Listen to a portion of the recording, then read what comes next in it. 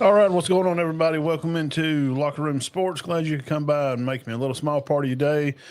We're going to have a good time here today. We're going to break down some Alabama versus Wisconsin, and we also got some other games to talk about from Tennessee game, Georgia. It's going to be a big, huge SEC matchup, and Notre Dame and A&M.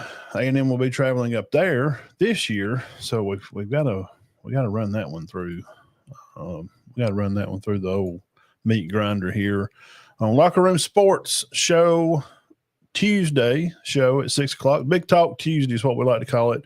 So we want you to hit the comment section, ask lots of questions, have your own opinions. We can debate all this stuff. Right up front, first of all, we have to thank our sponsor here.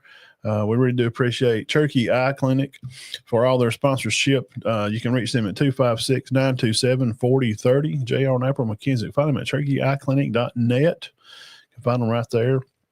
Also, find them on Facebook for all your current nice and new pristine eyewear needs and contacts. 927-4030 right here on Main Street in town, also in Fort Payne. All right, let's jump right into it. And, hey, I mean, what else have we got to do but Bama, and we've already brought down, Alabama and La Monroe. We can talk about them till the cows come home and everybody gets full on cupcakes and nobody acted like they wanted to get full on the steak sandwiches like Legend said on Fine Bomb earlier today. Man, I tell you right now, he is a very excited guy about his Alabama football. So let's see here, background, and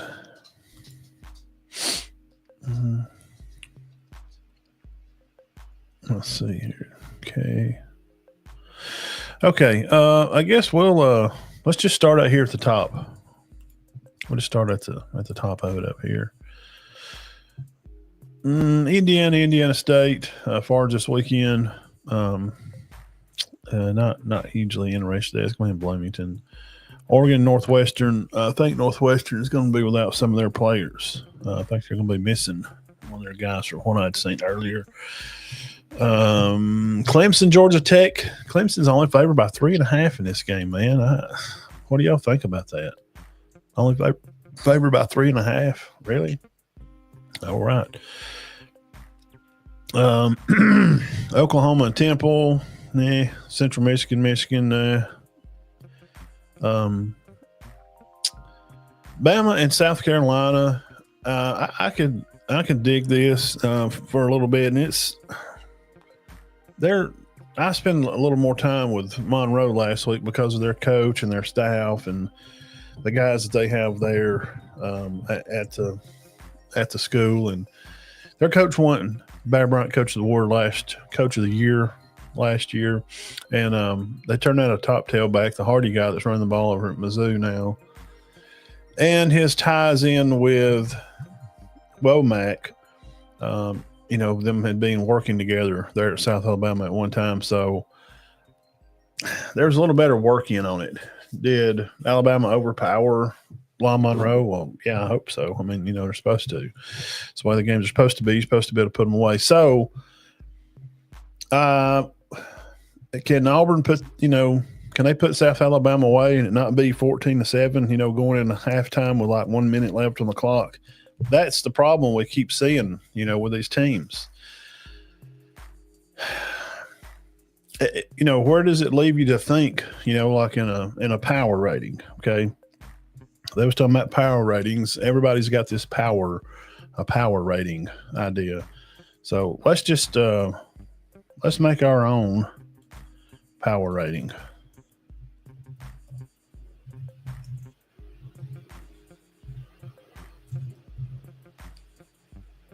Power rankings. This is just for fun, I guess. Power rankings. Everybody can have their own and tell us what they think about, where and what you've seen as far as, week 2.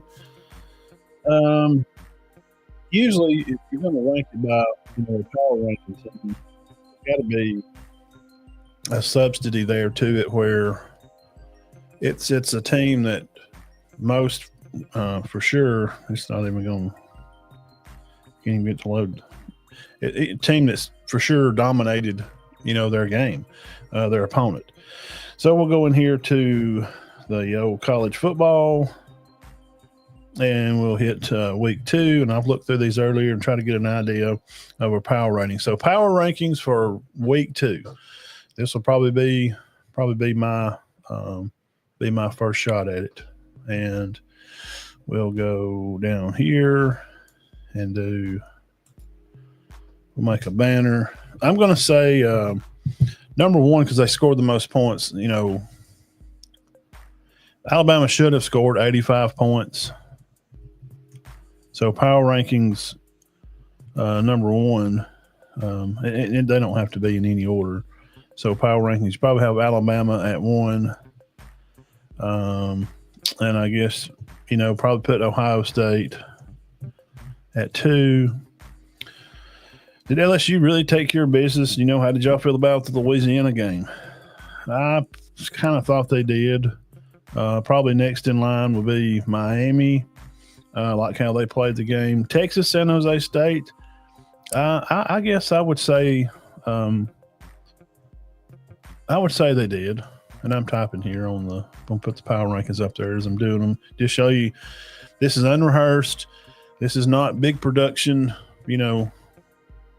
over there on the other side of Mars. And, here's how we're going to make this. And I'm going to have a bunch of money to spend on stuff. So power rankings again for week 2, Alabama, Ohio State, Miami 3. I guess don't you have to put South Florida? I mean, they just pretty much took care of business, right? To beat, Florida's, they should be a good team this year. So that's kind of how we'll kind of lay that out. We'll just put these in here as we feel like they come along. Ole Miss, yeah. Tennessee beating, you score 72. So talking about a team that's just totally taking power and control of the mark there. Georgia, not so much to me, man. It's the same thing like it was at Auburn and Ball State. It's like they're ahead by a touchdown, like late in the second quarter. You need to be able to put these teams away to show your dominance, power over these smaller, less than teams. Penn State, I guess. They did create a shutout. They did shut out FIU. Probably put Oregon. I like the South Florida win better, so we'll have Oregon up here more towards the front. Illinois over Duke, Florida State for sure. Probably put them up here more toward the front too. Florida State. And Utah. So these are not in any order. I don't even know how many I put on here. Just power rankings for week 2. 1, 2, 3, 4, 5, 6, 7, 8, 9. One more to make 10. I guess Baylor, we'll put them last. We'll put the top 10. Put a top 10 for them. Top 10.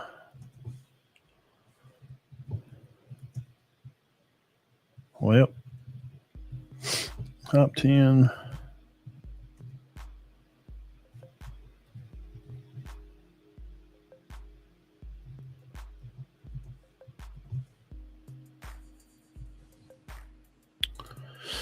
And there we go. We can do that. Top 10 power rankings.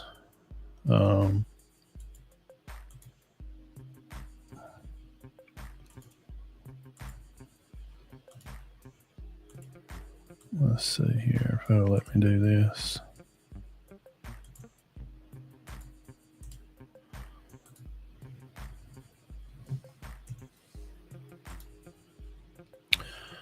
Okay. And I wonder if it'll put them both. Yeah, there we go. Top 10 power rankings. We'll kick it off with this. Just in how teams have completely dominated their team. We can say that Alabama, and it makes it even more. It makes it even more because I'm checking Facebook because it's kind of been a little bit of a problem today. It has. Because it was telling me earlier to check it to make sure. Kurt Tucker, what's up? About to checking on the my Facebook app and see if it was like it wouldn't load the live predictions right. So anyway, this is a top 10 power rankings, and these are just based on how teams dominated their opponents based on this weekend alone, and that's just that's what it is. So. At number one, I have Alabama just because of the way they played the game, and also because of the way they played the first week, and then to bounce back to week two, playing a much lesser than opponent. But it was not like these other teams, like 28-14 or 36-7. I mean, like some of these teams, man, they just let them hang around. It just didn't show any power to me over your opponent. That these cupcake teams, you should just be gobbling up, and you should be every time you get the ball, you should be able to drive down the field and score on these teams. At least 8 out of 10 plays used to score. Alabama went down the field every time they had the ball, they scored every time. They even set a record for completion percentage, points in the game. They broke all kind of records. So that's why I would have them at 1. It's really easy. Ohio State, with their big victory. Florida State, you have to put them on there because it's for them to continue to mash the pedal and stay on course. You got to put them there.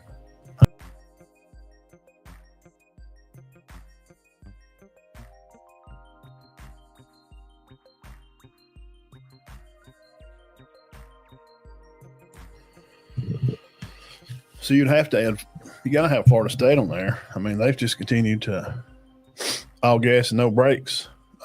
Miami, hey, look, they're taking care of business. Ain't got nothing.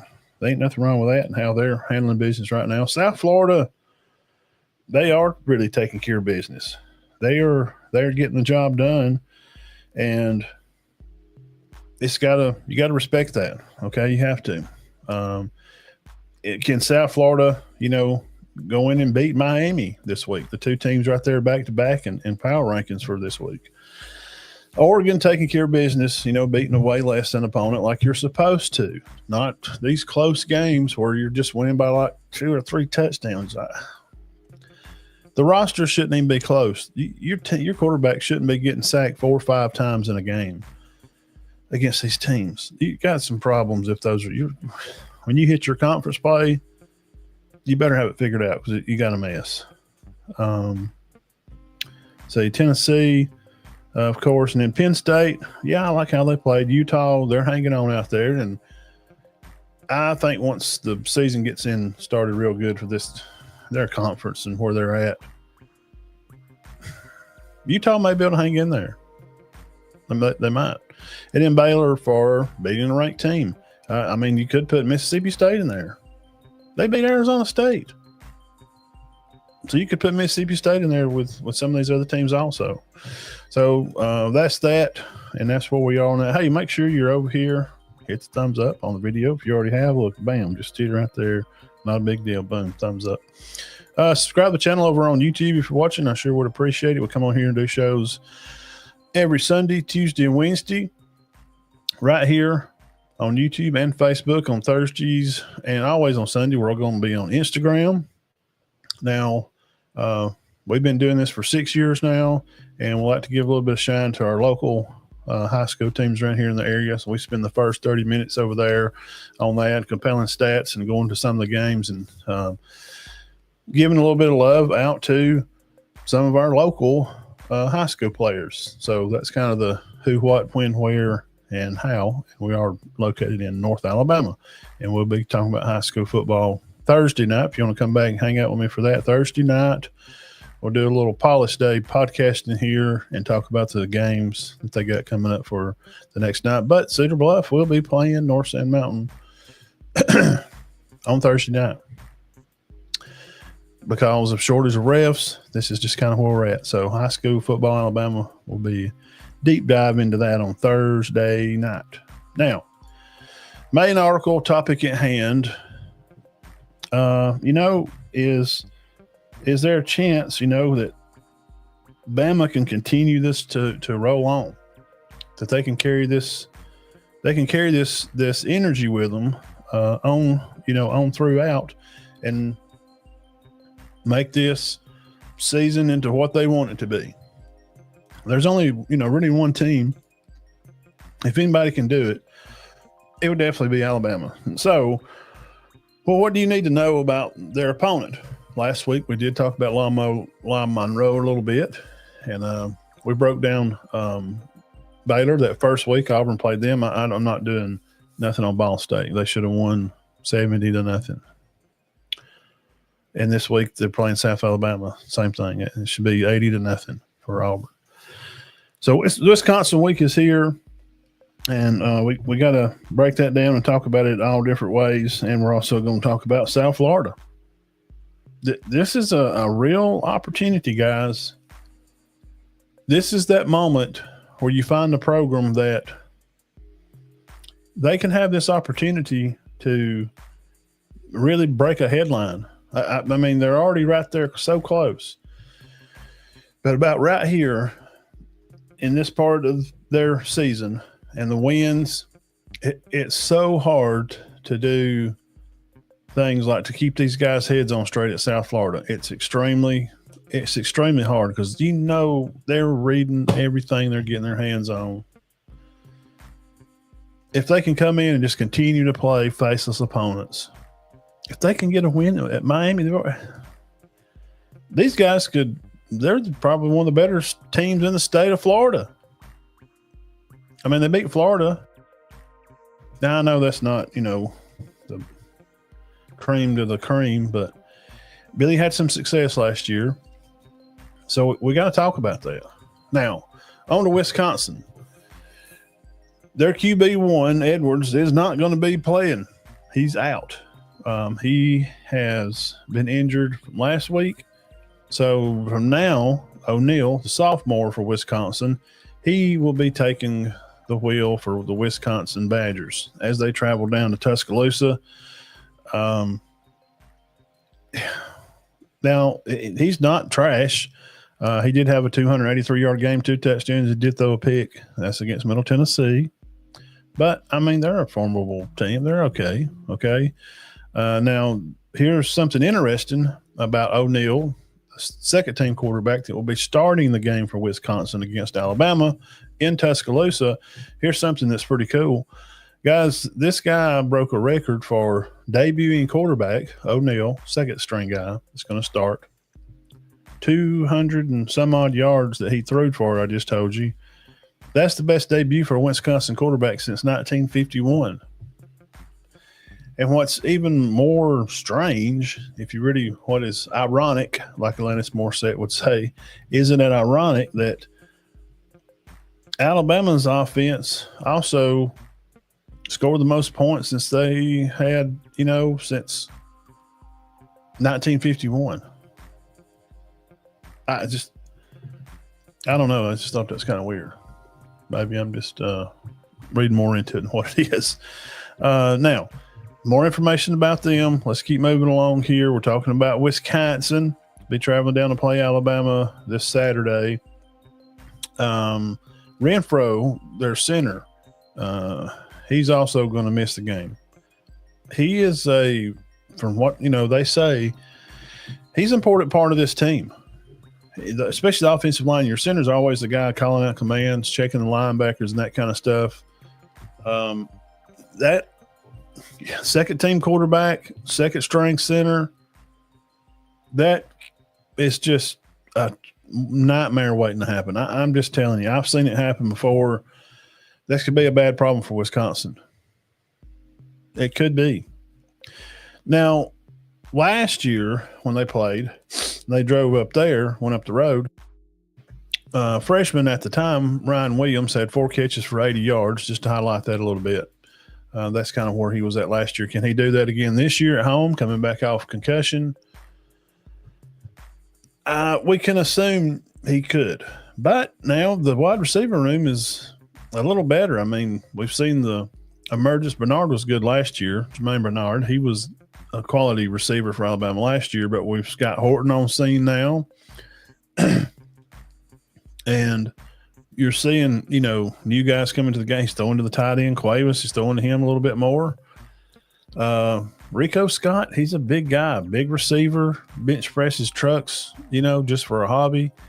So he was there, but we're seeing more surges from these guys. So from, Horton to be able to come in and kind of push back on some of this, and people really liking his play.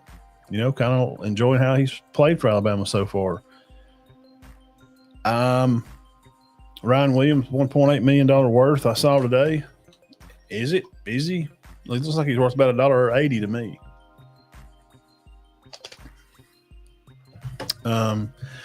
Now, D lineman for Wisconsin, just their lane. He's one of their guards. He is a good football player. None of these guys, though, are preseason Big Ten list. None of these guys are. Their wide receiver room, they got a senior, Vince Anthony, had 12 catches already for 160 yards, 2 touchdowns already for the season. Also, Tretch K, he is another wide receiver in their room. He's a sophomore. He was a top 100 guy coming out of high school. So they got some weapons out there around for O'Neal, second-string quarterback, because their starting quarterback is not playing against Alabama. He is out. O'Neal will be the starter for them. They brought back 3 offensive linemen, 3 guys coming back, except the center. So you got 2 guys from last year that's going to start Saturday. I'm telling you, Renfro, you lose your center, man. Look, my son played center, and knowing when he went out one play to watch the team just kind of, he was going to have to go out because he lost the button off of his chin strap. They were going crazy on the field to try to find it, and he luckily just seen it, looked on the ground and seen something shiny. I mean, they're going nuts. I mean, you don't want to lose your center right in the middle of the game. I mean, just throws off the time of the snap to the quarterback and the play and what they're used to doing. It's just hut. It's here. You know where the ball is from each center. I think it could be in college. It shouldn't be as big a problem. You're talking about college guys, so their backup center should be quality, but not taking the snaps, man. It's just there could be some problems there. There could be a little bit of problem. So Renfro is a big miss. Peanut Gallery, what's going on there? Zogo Gadget Gamer. Yeah, Brooks and Horton have emerged to have good seasons so far. So where does this leave Ryan Williams? Where does it leave him at? I was talking about the Renfro being missed, but their tight end Mason. Mason's going to be a big factor for O'Neal to throw the ball to. He's a good blocking tight end. Wisconsin's is always going to be that. They're going to try to kind of run the ball and stuff too, and just the running back room for them, and what they've kind of had going on. I don't know if they just really have that home run hitter, as a playmaker. I don't know. They didn't have any Big Ten guys. Okay. And they did have their win, like we talked about last week, against Middle Tennessee. And they did 42-10 was the final. I just want to make sure that I got the score right.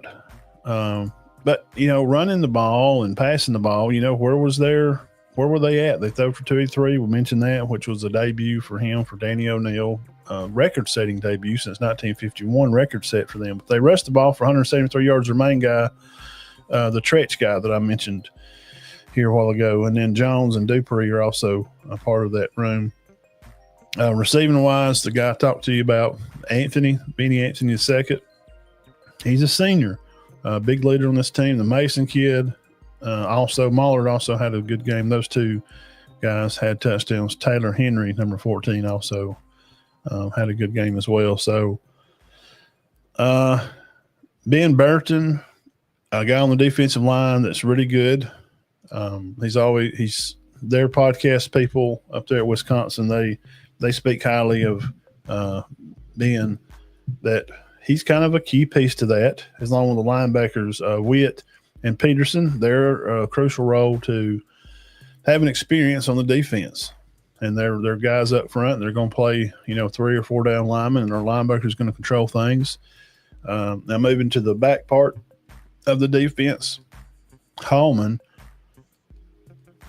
he's kind of a star for their team. He is. He's kind of a star for their team. And I'll see if he had 2 tackles last week and 2 assists. Also, the other kid, Hallman, and then Zachman is a safety. He has been on fire. They really liked him coming out of camp, and he had 5 or 6 tackles against Middle Tennessee. He's 6'1", 212 pounds. He is a senior safety. So Wisconsin does have some seniors there on defense. They do. They have some seniors on defense that you could look into, and it seems like they're probably going to be better defensively than maybe offensively. I've went through the linebackers and some D linemen here. Their safety, the Zachman kid, has been on fire here lately. Hang on.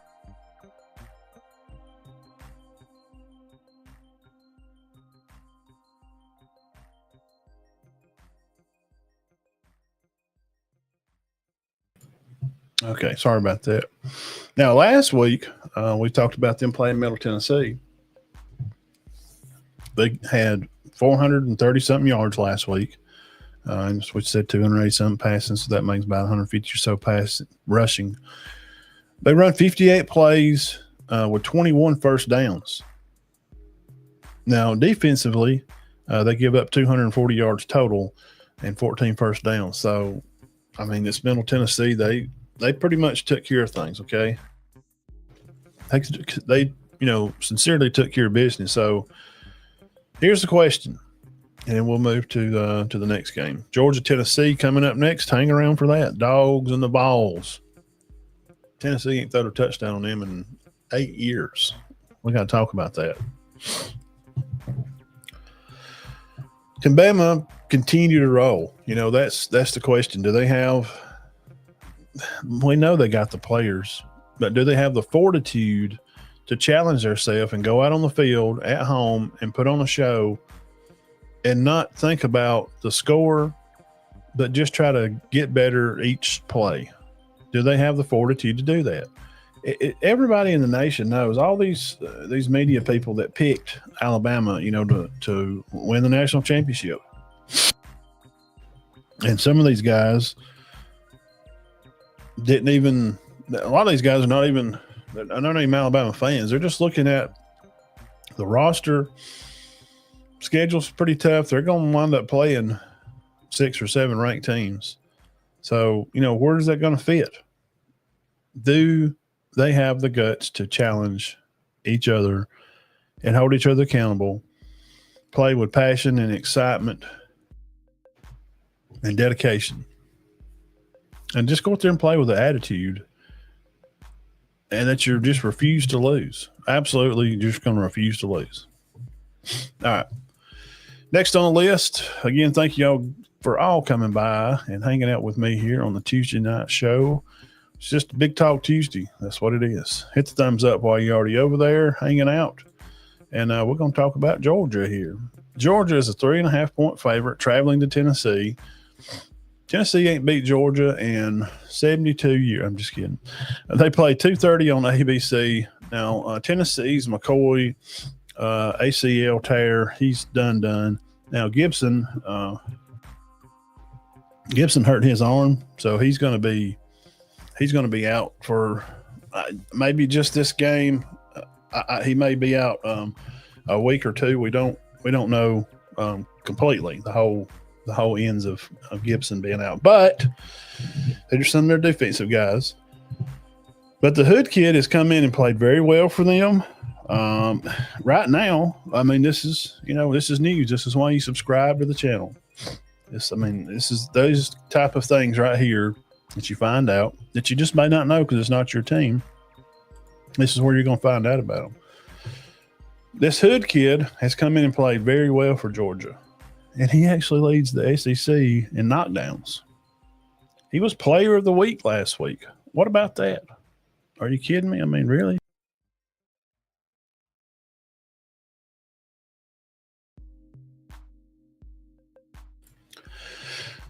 He was actually player of the week last week. Talking about this Hood kid that come in to play for Gibson and McCoy. He's filled in extremely well for them. He leads SEC in knockdowns. Georgia also has an injury to their right tackle, and their right guard also might miss the game. Now, Georgia's already coming to the season. Now, you can go back and watch the show when Birds come on with us and we talked about Georgia.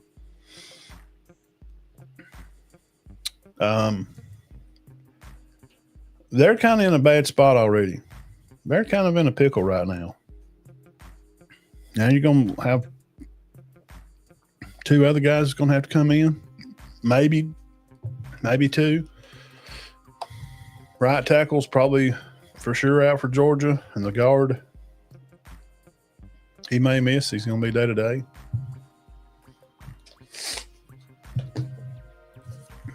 I guess there ain't more than one way to find out. 2:30 ABC. That's where we're going to find out. And, lastly with them, the way Tennessee's been playing, man, them in Missouri I think they're a little bit of a surprise team to me. Are they to you? I mean, just think he's, they lose their quarterback and they swap with UCLA. But this Joey Aguilar kid has come in, and I think he's done a good job. I watched some highlights of them playing last week. I thought he looked pretty good. I know they're playing some less than teams, but he reads the defense well. He gets out of trouble when he needs to, and nobody's talking about him. They're all talking about this power index for quarterbacks right now, and you got a group of people out there saying Jackson Arnold's up for the Heisman.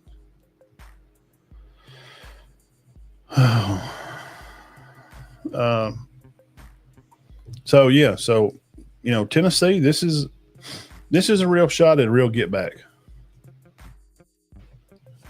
This is a real shot at them to be able to punch back at Georgia. And with the way their offensive line has been thrown together through the summer, I'll have to say that if you're going to get Georgia, you probably want to go ahead and get them right now. You need to just go ahead and get them because them also and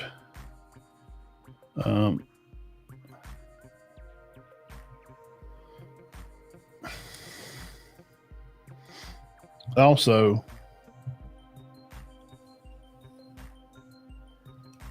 just where they're at, where this team is as a whole, and what can we expect from Tennessee. It's a good opportunity for them to stay and get back in the playoffs again, to stay in contention and stay in conversation. And I think they're sneaking around, man. Missouri is kind of out there doing the same thing. Do y'all not think Missouri is out there sneaking around a little bit? Kind of think they are, man. All right. Texas A&M at Notre Dame, and Notre Dame is a favorite in this game. So last year, we know it didn't turn out good for them, and I'm trying to find this other. That's not it.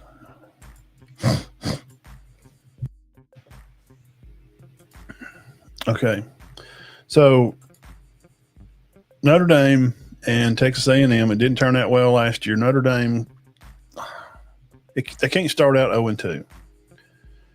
They did finish the season well. I mean, they did get to go play for it. But after this loss to Miami, they're not the same team, and not everybody.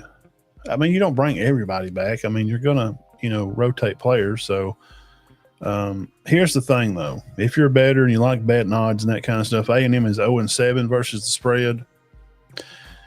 Now, in notes here, Notre Dame had just 4 pressures on Carson Beck when they played Miami.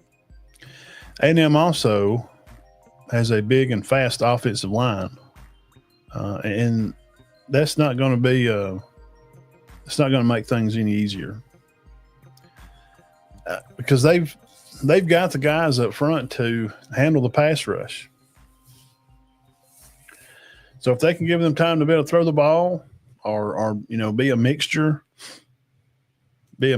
of throwing and running the ball, what kind of opportunity could that be for them? Because we all know where it starts. I mean, it's always going to be, if you can win the battles up front on the offensive line and to take care of the ball and not throw it away and just not give the other team the ball back. And Texas A&M has seemed to be, seemed to be able to take care of business, seemed to be able to do that. But that's going to be the key thing. Can Notre Dame, can they get after them? Can they get after them? Because they just didn't really against Beck. They didn't hardly have any shot at all. Yeah, I know A&M played South Beavis College over there at Utah. I know. It's hard to judge and go off of that. I mean, they pass rushed against them. A&M's defensive line, dude only threw for about 170 yards, and they rushed for about 70 yards. So, okay. But their offensive line, they throw the ball for 320 yards. That's awesome. And Breed, being where he is, and being the leader of the team that he is, that's a big win for them. He threw for 3 touchdowns. He took care of the ball. His QBR was good overall. They rushed the ball for 200-something yards too. So we're trying to figure out a way here. How is this going to balance out? Because all we can do is try to, make a case and say, here's what happened.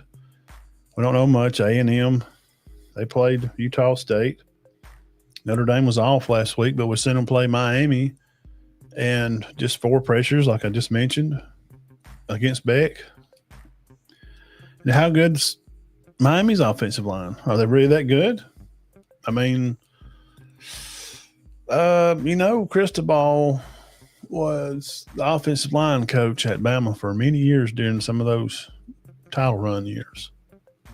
Brent Keys, he was part of that too. That's why I was looking to price this Jalakovic guy, whoever the offensive line coach is at Bama. I'm just terribly not impressed at all. Wishing Brent Keys could come back. Cristobal's not. He's doing his thing in Miami. So with A&M being where they are, Reed being the quarterback, and of course Le'Veon Moss, coming back, him and Reed's going to run the ball too. But this Owen kid's, he's making some noise and running the game.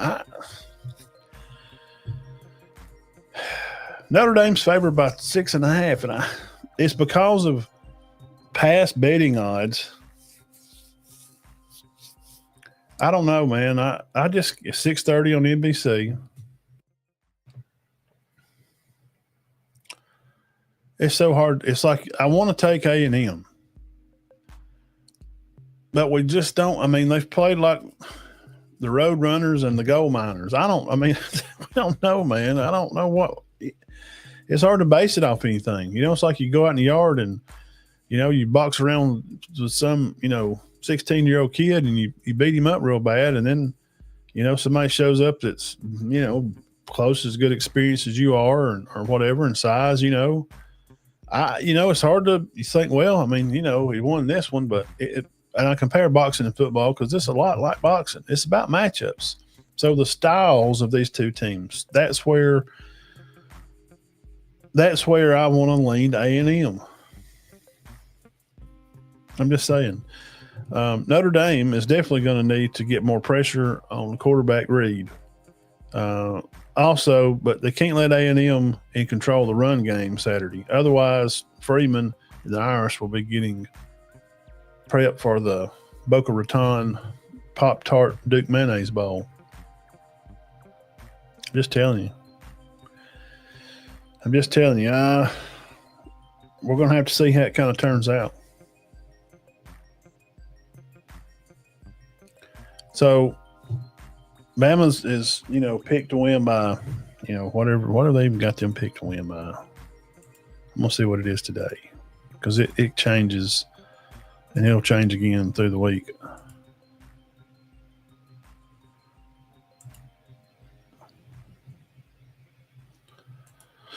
Uh, 21 and a half now. See, it was like, I thought it was like 36 the other day. Then it was 28. Now it's 21. So Bama's favored by 3 touchdowns. I think they can win by that. The rosters don't match up. They just don't. I told you what happened. QB1 will not be Edwards for Wisconsin. It won't be. O'Neal, the sophomore, is going to be taking the wheel. But, he broke a record. He had the best debut as a quarterback at Wisconsin since 51. It's pretty amazing. But they've lost their center. They do have some senior guys on defense that can take care of stuff. This Anthony kid, and we went through some other guys, they're some of their top wide receivers. Can you get them the ball? 1, 2. What are they going to do?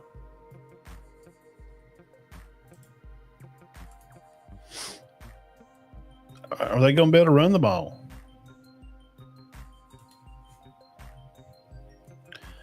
How many yards do they get to run for the last couple of weeks? Same thing, the Jones kid and the Dupree kid, number 6 and 7, they had 165 against them. 165 yards against Maryland, which is, I think that's where that kid's from. There's the second team quarterback from Wisconsin. Where did he come from? I think he may come from Maryland. And then last week, rushing-wise, they run for another 170 yards. That's not bad. That's not, bad rushing. But for, against lesser teams, you'd think it'd be a little better. Again, the Jones guy carried the ball 10 times. They're number 7. He's going to be the one you're going to see running a lot. Now, the Tretch kid, his last name is Kikahanua. Hawaiian, of course. No, he ain't from Hawaii. He's from down there at Leesburg, Alabama. Trench Kikakanahu. Receiving wise, Mason 86 and number 4. And number 8, that Anthony kid's a good one. The Baller kid, number 4. So they take care of the ball. They don't fumble a lot. Most of their top tacklers have 7 or 8 tackles. But I've listed some guys, that they're going to be missing. And I've listed some guys that are, some seniors that are important to their defense. So that's kind of where I am with this game. Do I think Bama can cover? Yes. They should, man. New center, new quarterback. I've seen it, just seeing it. That could be a complete disaster. But I know it's different. High school and college is different. It is different. Georgia's favored by 3.5. I don't know, man. I don't know. Georgia's just, Man, they kept fiddle farting around with Austin P last week. I mean, they go in at halftime and it was 14-3, and then they did wind up shutting them out. They kicked another field goal and come back from half. But Georgia did they do just enough, to score every quarter, to make sure that they knew who the boss was. Stockton throw for 200-something yards, didn't throw a touchdown or a pick. It's okay. They run the ball for almost 200 yards. Frazier had 2, and Bowens, he also had 2. Receivers was Young and Cash Jones. We like him. He's a good ball player. Branch only had 3 catches. They had 230 yards passing, but they turned the ball over a couple of times.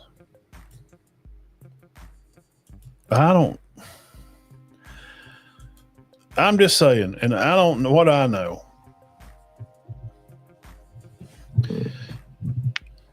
With those small of spread points on that, I'm nearly going to say I'll go against Vegas. What do you think? What's up, Ben? Hewitt, Trustful, and Hoover play Thursday night. Alabama Public TV. Cool. We'll be on here Thursday night at 6. Come back and hang out, and we'll break down some high school ball, and we can talk about these again here too. If you want to talk about Wisconsin, the Bama game again, Georgia at Tennessee. What do y'all think, man? A&M and Notre Dame. I'm going against the popular pick. I'm going to go against the popular pick. If I'm picking for the weekend, I'm going to say Tennessee and A&M both get it done. I'm just not sold yet, and I could be wrong. Notre Dame may beat the brakes off of them. Maybe I don't. I hadn't seen enough of A&M really. We just don't know a whole lot. It's hard to base stuff off of Utah State, and hard to base stuff off UTEP. It's hard to talk about how good Georgia is. They played Austin P. And y'all can say, I know what you're going to say. Well, Matt, every game they're supposed to be fired up. But it's easier said than done. It's easier to say you got to get fired up and play every game. But I'm telling you, in these modern times, I don't know, man. Saban could just sell snake oil to his own team. He would just tell them how great this other team was. We're going down here. And we're playing, the Citadel, and by God, their kicker, he can kick a 50-yard field goal every play of the game, and they'll run through us like through a tin horn. And they would just be, oh, my God, they're pretty good, man. We really got to get focused. McCarron said on those 2 games they'd play a year off teams like that, he said Saban will just be freaking nuts. Like, he's just unbearable the whole week. Like, you knew that coming week, you're like, oh, God. We got to play South Carolina State.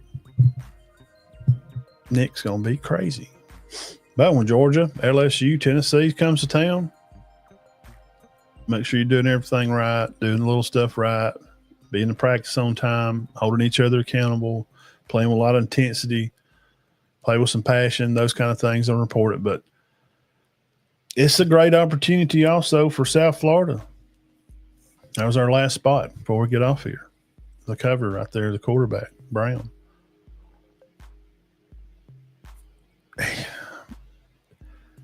Billy really didn't blow it as bad as his players blew it for him. So last hit up for the day. This is a huge, huge deal for South Florida. It's a huge deal, man. This is an opportunity of a lifetime for them. I mean, they have a chance to do something that a lot of these teams don't really get the chance to. I mean, they've been 25 and a top 13 team. They got Miami coming, number 5. Now, I know they got South Carolina State, the Citadel, North Texas, FAU, Memphis. So they're not going to play any more ranked teams. Navy may be a good opponent for them come November. UTSA is not the team they were. Memphis usually has a good squad.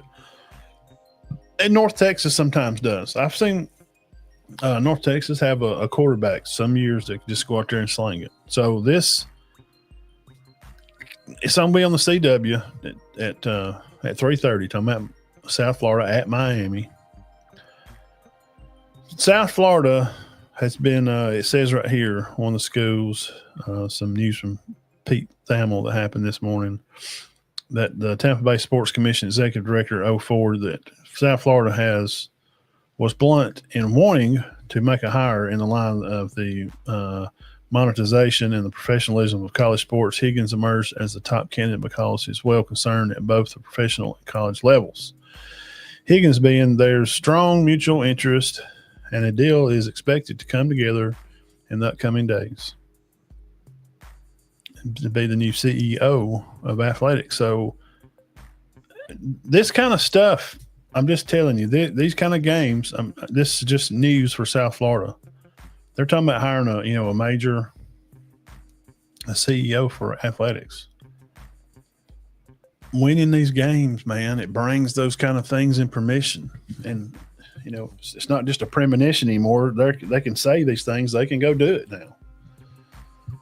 It changes, man. You start winning big games like that, it gives you the opportunity to, build onto your stadium and do that kind of stuff. It does.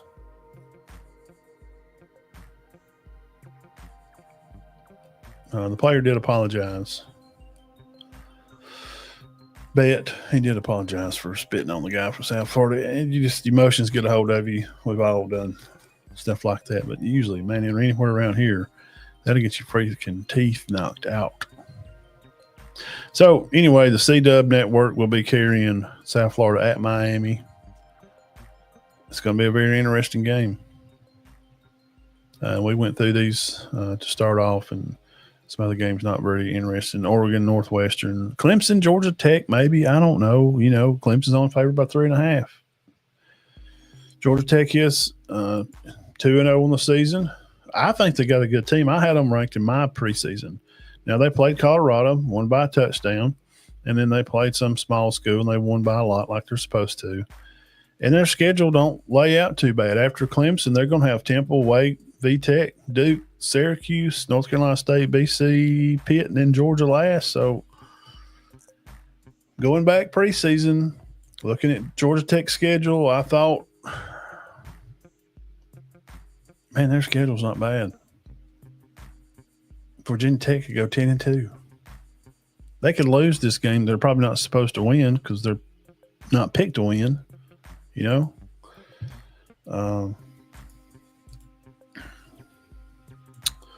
Ben says, example, Ryan Williams is to be back for the game. Yeah, I think so too.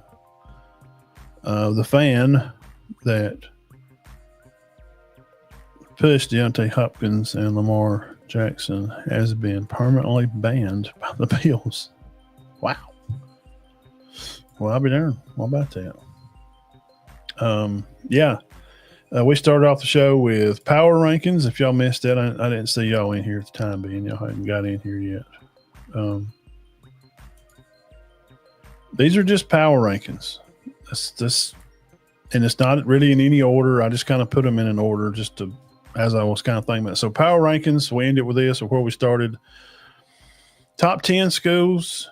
Alabama with just the biggest win. I mean, they done what they're supposed to do. That's how you eat a cupcake. You just completely eat the whole thing and you eat the whole box perfectly. You don't leave a crumb behind. It's not even close. None spilt on the shirt. None in the floor. Perfectly eaten cupcakes. Perfect. 20 for 20, the percentage of, the best in SEC history, since the 90s or something. They would have to be number one on the power rankings. Well, how couldn't they be? Ohio State taking care of business. Florida State still ripping and stomping. Man, look, I don't know what's going on down there. He run all them 10 lost players off. He run them off. Hit the bricks, bro. Gone. You done. You got time to mess with that crap. Hired a new staff. Well, good for him. The Hurricanes took care of business. They should. We've talked about South Florida extensively. Oregon, same thing, man. They're beating these teams like they're supposed to. Tennessee playing good right now. Tennessee, they keep fooling around, man. They could be. What if Tennessee played Missouri for the SEC? Who would be shocked by that? Ben, what if Tennessee and Missouri played for the SEC? That would be. Nobody would believe it. If somebody come back from a time machine, look, I said, already been December. Tennessee wins the SEC. Who'd they play? They beat Georgia, didn't they? No, Missouri. What? Guys, Alabama plays 7 ranked teams. If they win all them, well, the first year starting quarterback,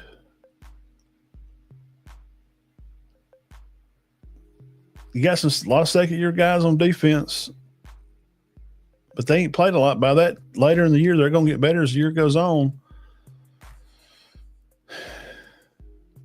I'm just saying, these are just power rankings by this Saturday. These right here, rolling across the bottom of the screen. We'll start over here. It's going right across the bottom. These teams here played with the most power Saturday. These are power ranked teams. Utah took care of business too. I had to put Baylor on there. You could put Mississippi State on there, but they beat a ranked team. It's probably be better to put them on there. I mean, SMU's ranked too, but how good is SMU in Arizona? I'm just telling you, that conference is just poo-poo water. Straight up. So we'll get off here. Power rankings, all that stuff. Again, shout out to our sponsors. Do appreciate you guys and gals for coming by and hanging out. Bama, 21.5 point favorite. Georgia, 3.5. Give me Tennessee. A&M and Notre Dame. Notre Dame favored 6.5 to 6:30 NBC. Give me A&M. Georgia's at 2:30. Man, what will that be? And Bama plays at 11. Sorry, I totally missed that. They play at 11 on ABC. So it'll be Bama and Wisconsin, and right after that, Georgia will be up at Tennessee. It's going to be a great Saturday. Guys, I can't wait to go see some high school football Friday night. If you want to know more about those games, come back and hang out with me Thursday night here at 6 o'clock, and we'll run down some of the schedules for our local teams. Guys, we love you and we appreciate you. And come back and hang out Thursday. The Big 12 officials that called the Kansas and Missouri game ended up getting punished for failing to enforce the special teams rule. Which rule, Ben? Fill me in on that. I'm curious now. Let's see what we got here. You got me curious, Ben. What's MLB, news on possibly. Okay.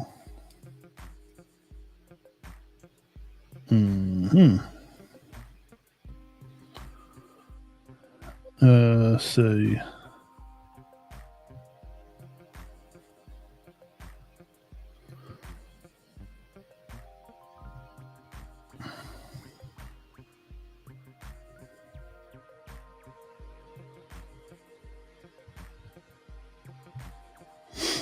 I was talking to the old birds. See what he's got going on. Well, 7 o'clock. Yeah, we like to roll it in here for about an hour. I don't know, Ben. I don't know about that. For the Kansas and Missouri game, which was a good game, turned out about like I thought it would. How they ended up getting punished for failing to enforce the special teams rule. Let's see what's going on here. Special teams rule for Mizzou versus Kansas game.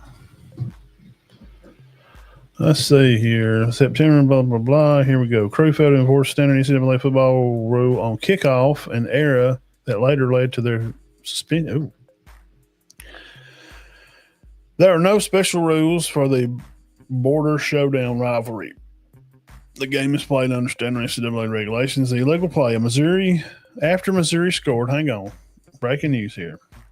After Missouri scored a touchdown and was penalized for unsportsmanlike, they punted the ensuing kickoff from their own 20. Oh, well, yeah. That should have been Rule 2, Section 16, Article 6 states that kickoff must be a place kick from a tee or a drop kick. A punt is only permitted after a safety. Oh, okay, so despite the clear rule allow Missouri to punt, so they're supposed to kick it off a tee. Well, wait a minute now. Hang on.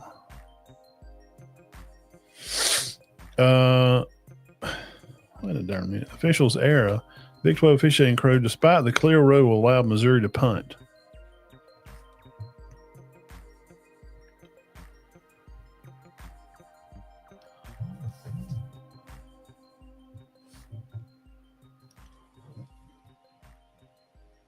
They should have instead flagged the Tigers for a illegal kick, which would have resulted in a 5-yard penalty. So the consequences was announced a suspension of the officiating crew and their fair and for. Wait a minute. Now, a drop kick is a punt. I mean, it sounded like they put it on the wrong yard line. I mean, wait a minute. After Missouri scored a touchdown, was penalized for unsportsmanlike conduct, they punted the ensuing kickoff from their own 20. Well, they should have punted it from their 10. Well, unsportsmanlike. Rule 2, Section 16, Article 6 states that the kickoff must be a place kick from a tee or a drop kick. A punt is only permitted after a safety. A drop kick is the same as a punt. I don't know, man. Maybe y'all, somebody fill my noggin in. Somebody help me out. Ben, help me out here, bro. What's going on, bro? Mr. Rule, how's all them folks doing? Tennessee, y'all smash the like button and submit. Looky here, go Vols. Mason, I got you. I got the Vols beating Georgia, man. I've just been talking about. I think if you're gonna get Georgia, this is gonna be the year. I think defensively they're playing, and it's still kind of hard. I know they're playing Pee Wee water teams.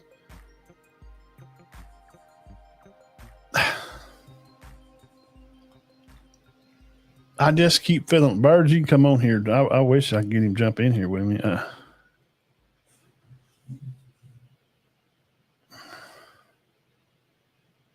So I would like his take on Georgia, Tennessee.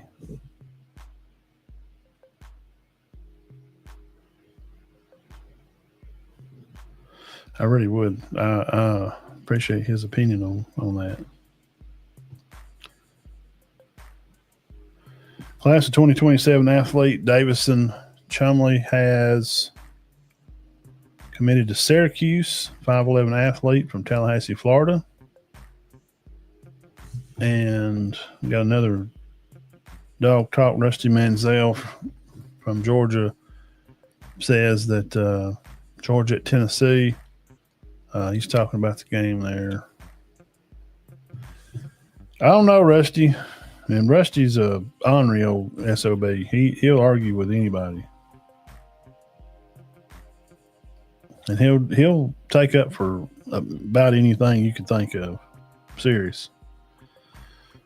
He'll go along with anybody and whoever and whatever on his Georgia stuff. Yeah, I'm kind of see if I can get a hold of Birds on there. Zach, what's up, homie? We're breaking down Missouri, talking about their team. Got a little bit of seniors on defense, it looks like. They are missing their center, Zach, in case you missed all the first part of the show. They're missing their center at Wisconsin, and they're also missing their starting quarterback. Edwards not starting. O'Neill's going to start. They have two pretty good receivers, some senior guys that can catch the ball. Mason is a tight end for Wisconsin that's pretty good. Linebackers and their safety, Zachman. He's really been on fire as here late. Now they They had 430 something yards of offense last week. And this O'Neal kid come in last week for Wisconsin. I know it's against Middle Tennessee, but he set a record for the best debut for a Wisconsin quarterback. Now, what is that worth? Am I an hour behind? It's like everybody come in at 7, which I'm glad everybody's here. So Bama's picked to win by 21.5. I could probably see them covering that. Georgia will play it right after on ABC there at 2:30. They're favored by 3.5. I just feel like, man, I'm just telling you, Tennessee is missing 2 of their safeties. The McCoy kid, ACL, and the Gibson kid has hurt his arm. But the Hood kid filled in so great. He was player of the week last week. And he leads the SEC in knockdowns. Hood. And Georgia has maybe have 2 offensive linemen out. And Georgia's defense, offensive line, they're put together like Florida State's. They're older guys. They played a lot of snaps combined together, but they played a lot of snap. Birds, if you own, jump in here with me. We'll talk about some dang Georgia football. More traffic bad, Zach. But yeah, this is something new here. Ben brought this up in the comments here. Good, a great fan. He's a contributor, top contributor. Man, him and Zach and Jeff always have news. They have stuff to share. They comment on stuff. They bring up their own topics. I love that. That's what good, that's what makes good shows. When your people, your fan base bring up good questions. And Ben said that the Big 12 officials, they got in trouble, man. They got suspended. I was over here reading on this. Missouri sourced a touchdown and was penalized for unsportsmanlike conduct, then punted the ensuing kickoff from their own 20. He said they got suspended. But it says that you can did they put it on the wrong yard line? Is that – I don't – so Missouri had – the Weasel had to Connor Wesselman punt. Okay, after Missouri's first touchdown, which the Tigers were supposed to be penalized 5 yards and re-kicked. So they should have backed him up to the 15, and he should have just kicked it off the tee like a regular kickoff. But he let him kick it. Why would?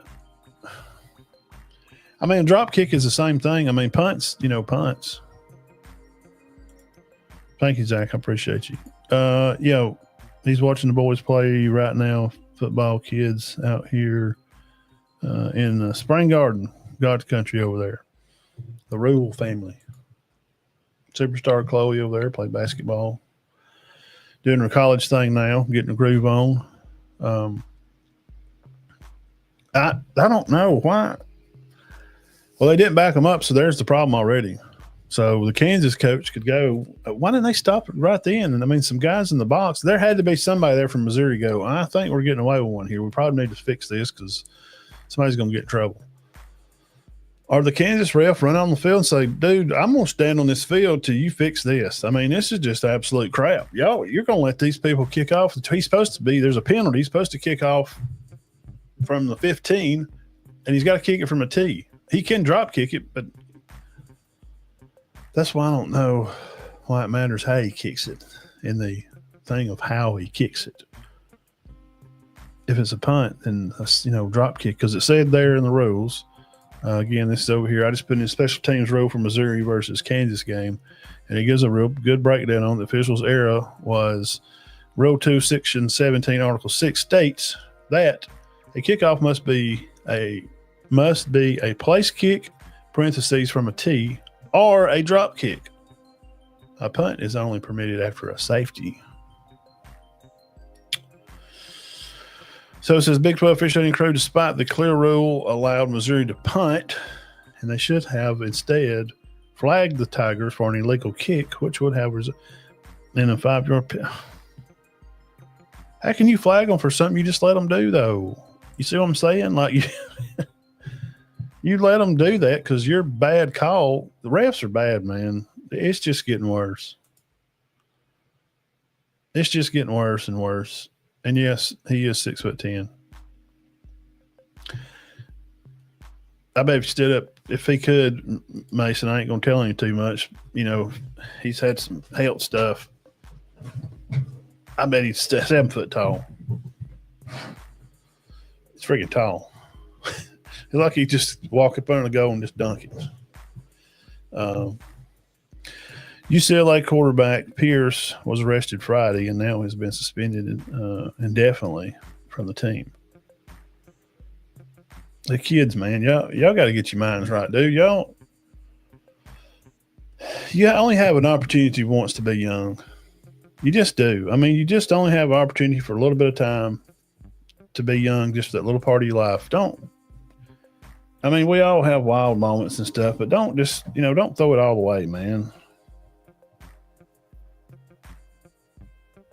Don't throw it all away. The bird is on the road.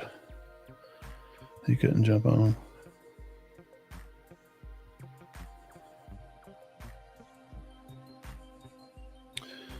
Well, let's see here. I think that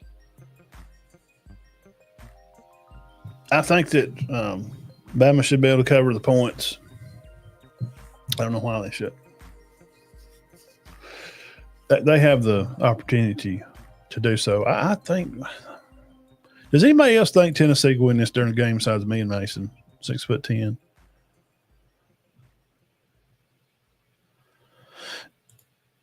Yeah, do the right thing and have fun with your limitations. Yeah, you can. I mean, we're all young, but man, these guys, they get such an opportunity to go play college football. I mean, you're done. You're suspended indefinitely. That means you're not coming back, bro. And I did a lot of wild stuff when I was young, but usually it's never to harm anybody else. You know, it's usually just in my own detriment. So, young guys, if you are watching this, dude, be cool and hang loose and, do the right thing when nobody's looking.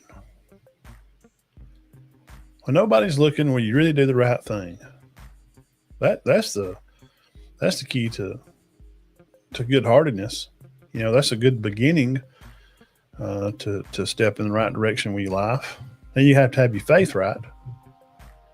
But these kids like Georgia, man, golly, the darn kids just the speeding and the racing. They want to drive fast and be wild and I don't know. Had some news out of Alabama basketball today. They pick up one of the top 50 guards in the nation, and they have a top shooting guard going to be visiting this weekend. Picked up a guy in baseball. Hubbard says that he took it personally when he's called out on film. It's on me. The coaches see it. I see it. It's obvious. I got to take it on myself. Well, those are good things, Hubbard. And you can appreciate at least him calling himself out about it. And they played better Saturday. But the thing is, man, can they keep rolling? Can they keep doing it? You said it out, didn't? Faith leads to discipline, which leads to greatness.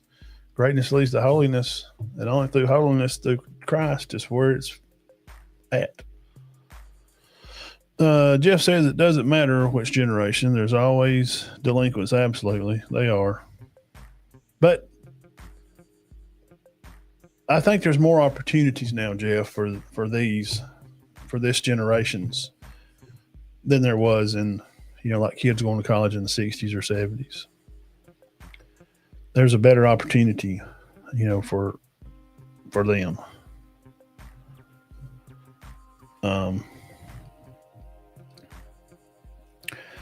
Right here, step up in the pocket. I just shared on my Twitter. Go over to Twitter and just make an account. It's so easy, and you don't have to see. Somebody say, "I see dirty stuff on there." No, if you don't click on none of that stuff, dude. Start you an account, and just pick sports stuff. That's all I just share stuff with the high school guys. This is where they usually go to decide where they're going to go. But it shows a video here of Keelan Russell stepping up in the pocket and just throwing an absolute freaking ice rope over there in that corner of the end zone when he throwed one. I mean, the future at Bama, their quarterback room, their fifth string running back leads the team in rushing. AK Deer tore off Minute Man. The talent there is exceptional. And that run by him and how Keelan, settled himself in there to take care of the ball. Sorry.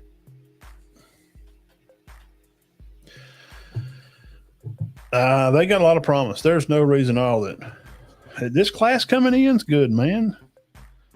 Crowell and all those guys. I think Crowell and him, his probably junior year so like within 25 or 26, they're going to have a great opportunity. Hang on a second.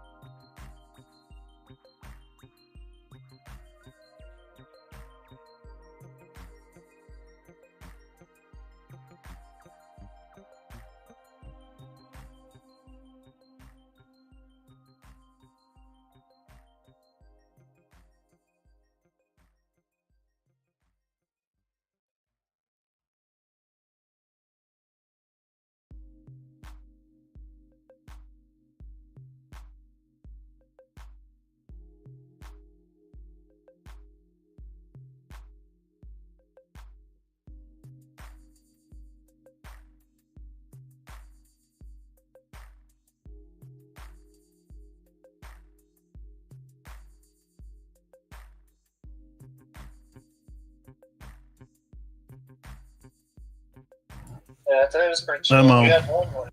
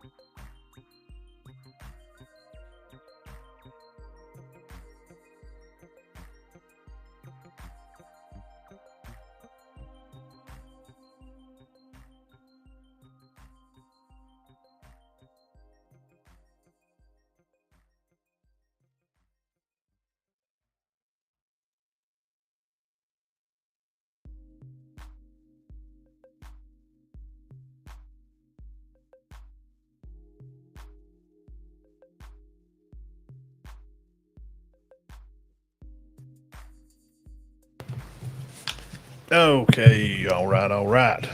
Yeah, that was my son called. So, and when your kids get grown, when they call, you got to talk. You got to answer the phone because I ain't talked to him about 3 days.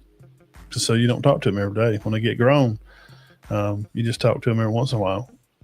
So when I get the chance to, him coming in from work, he's going to the gym, workout. He works up at jail up north of here. So they call, you got to answer, bro. Kids ain't little for very, very. They're only little for just a little while.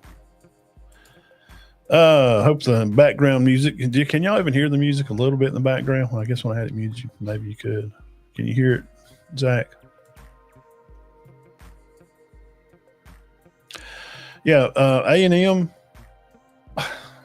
I know what everybody says.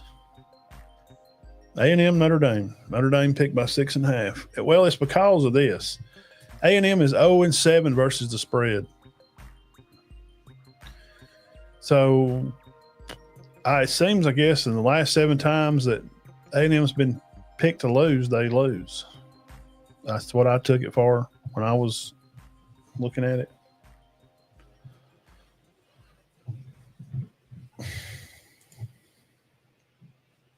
Tiny bit. Okay. I didn't want it too loud.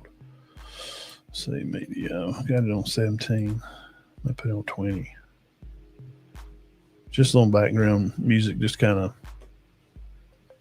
help things go by a little bit. Where's it? Oh, yeah, Georgia. Notre Dame. Notre Dame got like zero pressure. They only hurried back just, I think it's at 4 times.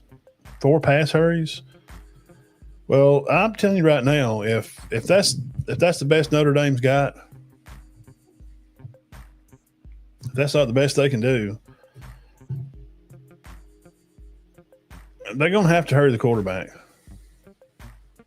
Because Reed will stand back there and throw. They're throwing for 200-300 yards a game. He's pretty good, man. He's pretty good. He's not a bad quarterback at all. And we know A&M's got players. They've got all kind of money. They've spent money on that roster, back years ago. Because Notre Dame cannot get pressure on Reed, the quarterback.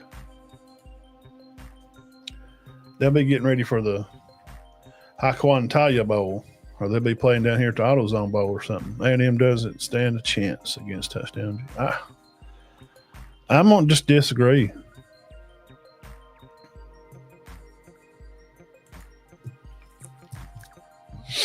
I don't think Notre Dame, they just don't have the guys they had last year. Well, we've seen what Miami did to them. How good's Miami? Well, they're going to get tested. We're going to find out. Because the Bulls is hot right now. What an opportunity. What a great chance for Brown, their quarterback.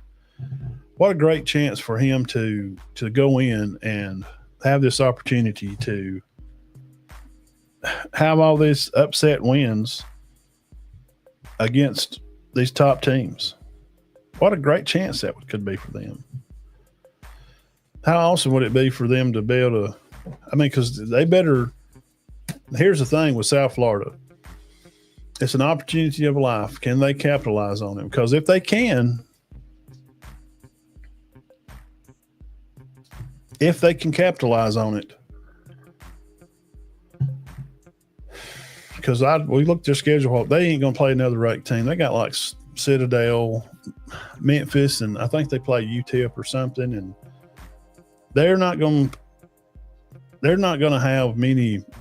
South Florida's not going to have a lot of other chances, man. Because and also it's going to depend on how the teams they're beating, how do they perform. I don't see them beating Miami. I just don't. I think Cristobal's too much. I think him being an old line coach, I think he's going to be prepared for the speed. South Florida's fast. That's how they beat people.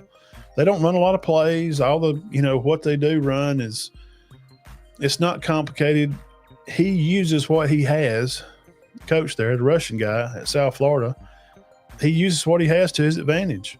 And this is a great chance for them. this is a great chance for the team and for the coach and for the staff to really make a huge impression. I mean, you start wanting to look for like other jobs. And I just read to you in the news there. Sorry about that. At South Florida, they're talking about hiring like a new CEO for athletics. Those kind of wins, that makes those kind of things start happening. Talking about big money, talking about boosters and sponsors. I'm telling you, man, it could make a big difference.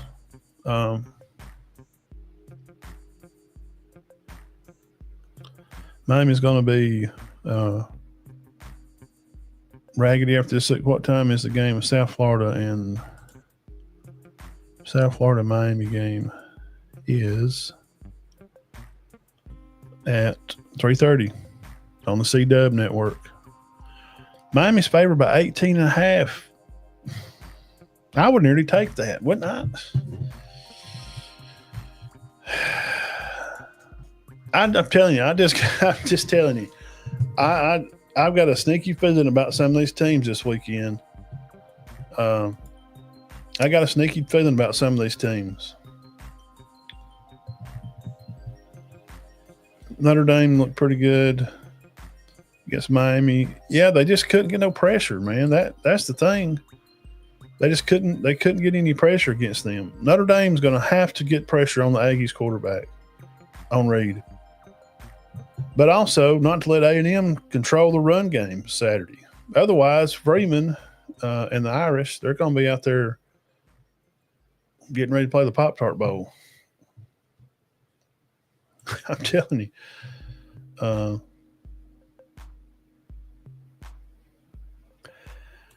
That's a lot of points, man. It just is. I don't know.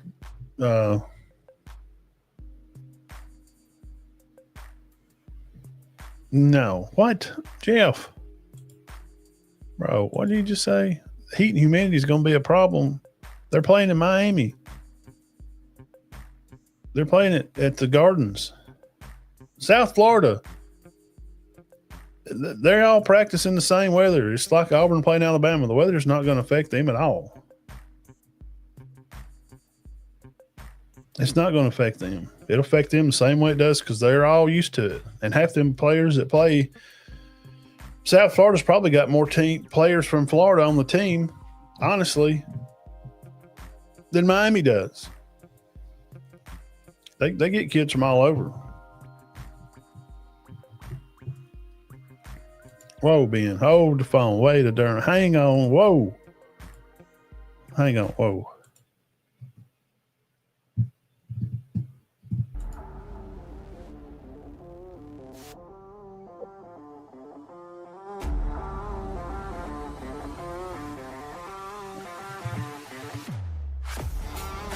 Ben just says,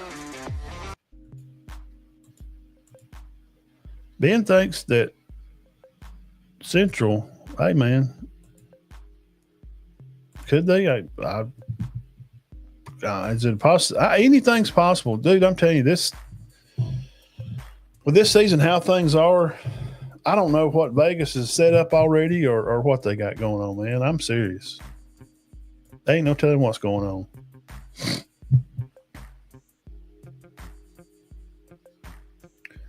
I ain't going. Shut up in the back. I ain't running you out of the room. Hey, look, it's his pick. They may be able to pull it off, Ben. Marcel's has experience at the O-line, and he's better wide receiver core than last year. I don't think it's not going to make any difference. Now, if Miami was going to play Ohio State, or if Ohio State was coming to play Miami down there, yes, the weather would make a huge difference. Well, Zach, I mean, guys, you got to let him stand up for the guy. He's picked who he's going to pick. That would be terrible.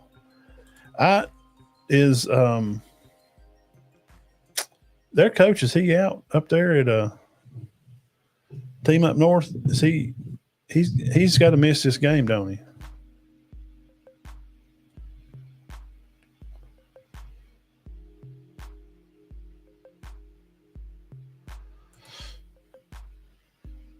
Yeah, I don't.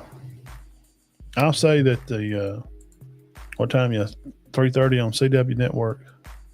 Miami by 18.5.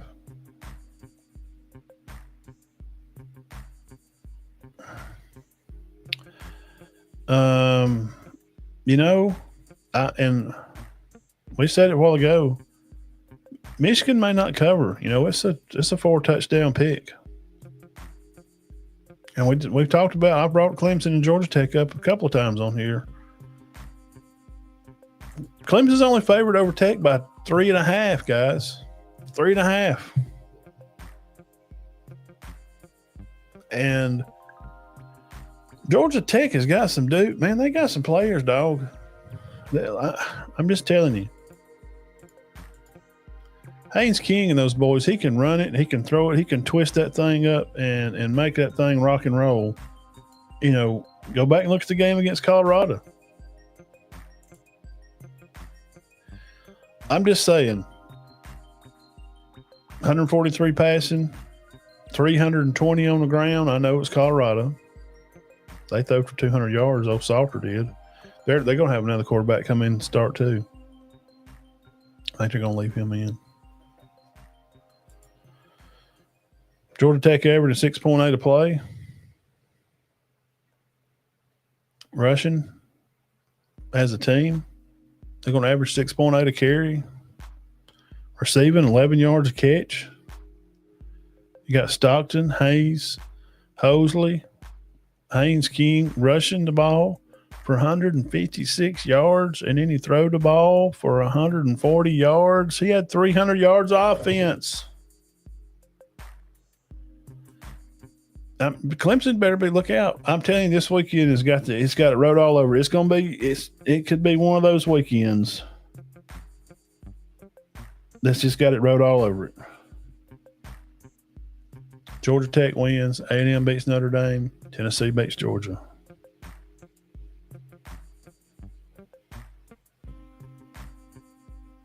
Is it not possible? I mean, nobody really is anybody disagreeing with me?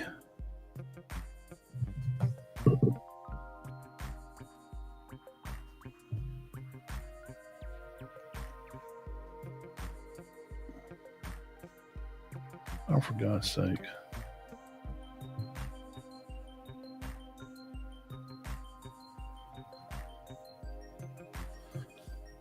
I don't think Georgia Tech could beat Clemson.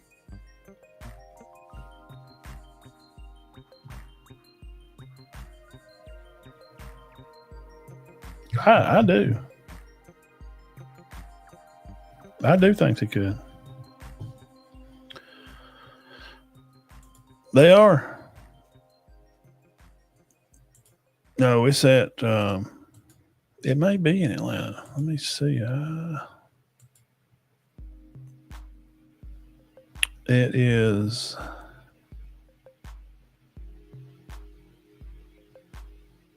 it's at home. It's in Atlanta, Jeff. Yeah. It's at Bobby Dodd Stadium. I'm just saying. Look, Clemson 3.5.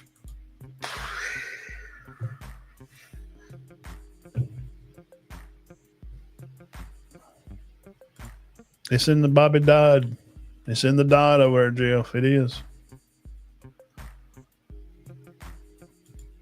This weekend may be. I'm gonna write it down right here. Just sorry about that. Apologies. Just so I know I'm not dreaming and I don't wake up and y'all wake me up when I bump my head here. I've bumped my head or something, man. I don't know. The snuff must have been strong today or something.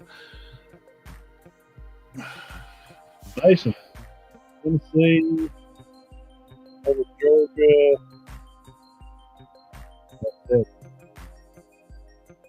Georgia Tech, over Clemson by 10.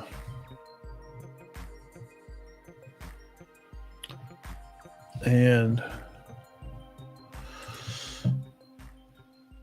what was the other close one we was talking about? Georgia, Tennessee. Georgia Tech over Clemson. Oh, yeah. South Florida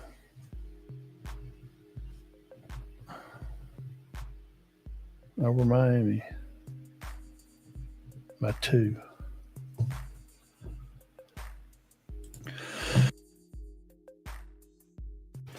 What about it?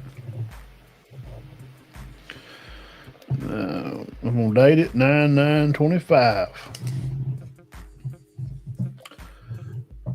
Tennessee over Georgia, Tech over Clemson, and maybe South Florida could beat Miami.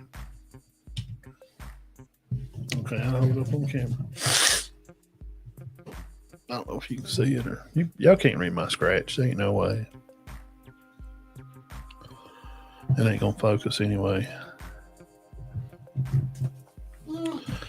There's a high possibility, man. There's a rich possibility. We broke down Wisconsin, missing their quarterback, missing their center. Now the guy that come in, O'Neal kid, did throw for 280-something yards. He set a record for Wisconsin debuting quarterbacks, the best quarterback they've had there to debut at Wisconsin since 1951. They got some senior receivers. They got a few senior defensive guys.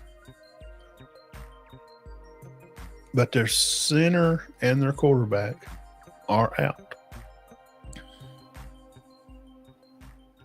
I think that's a huge monkey wrench. 11 o'clock game. Notre Dame. I'm just saying, A&M's line, their offensive line, man, they can hold these guys up just enough time for Reed to get these balls out. Man, he throws for a lot of yards. Elko's a good coach, man. He's not a joke. I mean, he's a super organized coach, very, very organized guy. I'm just saying.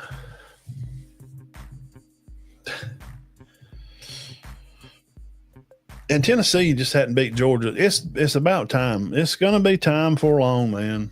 Georgia's only favored by 3.5 this year, and that Aguilar's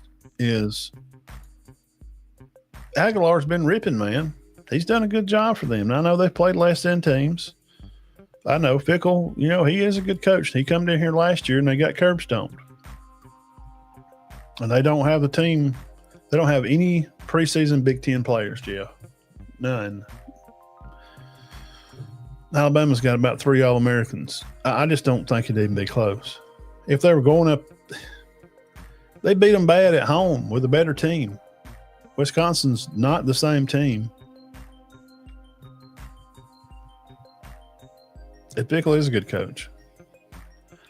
But after the game last year, he just said straight up, hey, we just got our ass whooped. That's what he said live on TV. He said, I ain't no way to cut it. I can sit up here and talk for 10 minutes, but they just pushed us around. And the way they're playing right now, I would kind of assume the same thing happened.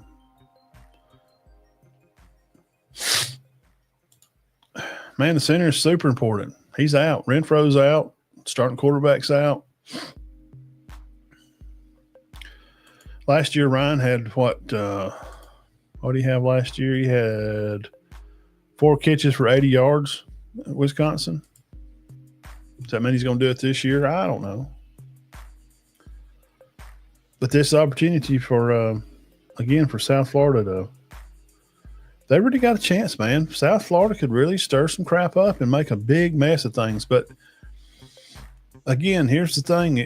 They don't play any more good teams. So if they beat Miami, where we got the AP poll,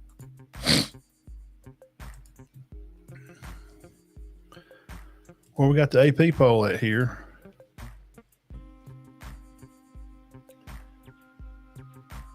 So South Florida is right above Bama at 18.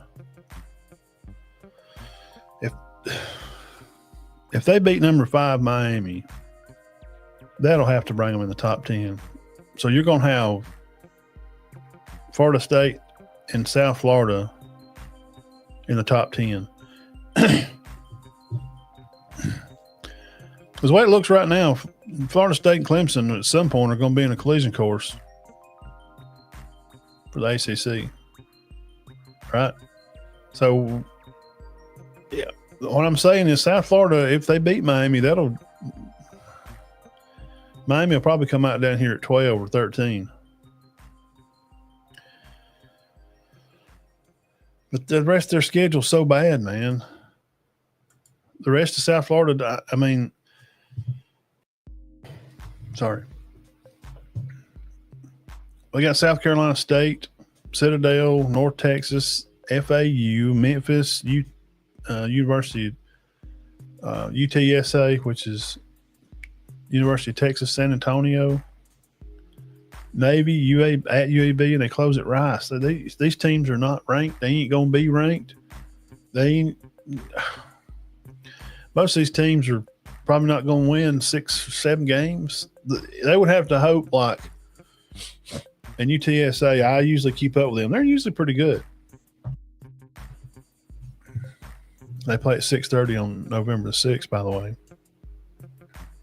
The Roadrunners, they usually got some tailback or a quarterback, some player that come from a local high school there and just couldn't quite make the ACT score to go to A&M or Texas or something, or TCU maybe, or they couldn't get in. They wind up San Antonio down there or up there. I'm just saying. South Florida's, winning this game is going to really hang on, number one, how Miami finishes the year, because for them to get moved up here and to stay, because say if they put South Florida up here at 9 or 10, bump Florida State. Well, these other teams like Texas and Notre Dame and Georgia, they're going to continue to start playing some ranked teams. They're going to play like Bama's played. They're going to have to play 7 ranked teams by the time they get to October. Oklahoma and Florida too. They got a bunch of ranked games. South Florida don't got no more ranked games. They don't have any ranked games. They're not going to have anybody to. They ain't going to have nobody else to pump them up to try to help them make it through. It's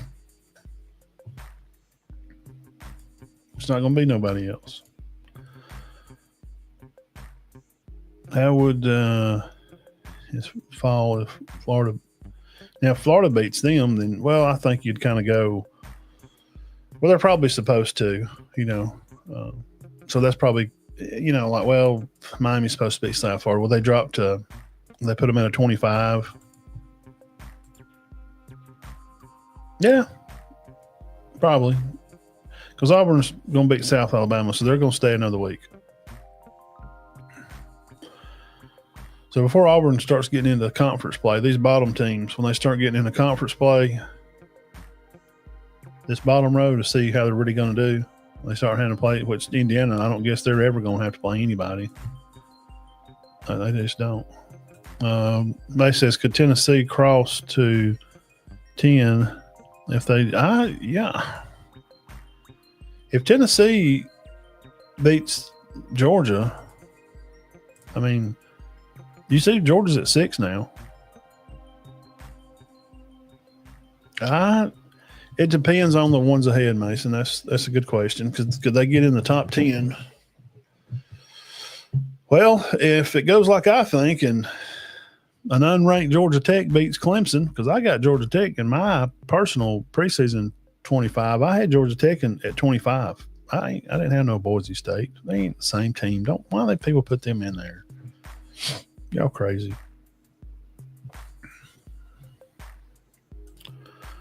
The UTS game is it's at home. So UTSA, the San Antonio is going to travel down to South Florida, which they ain't none of them going. they'll have to beat all of them.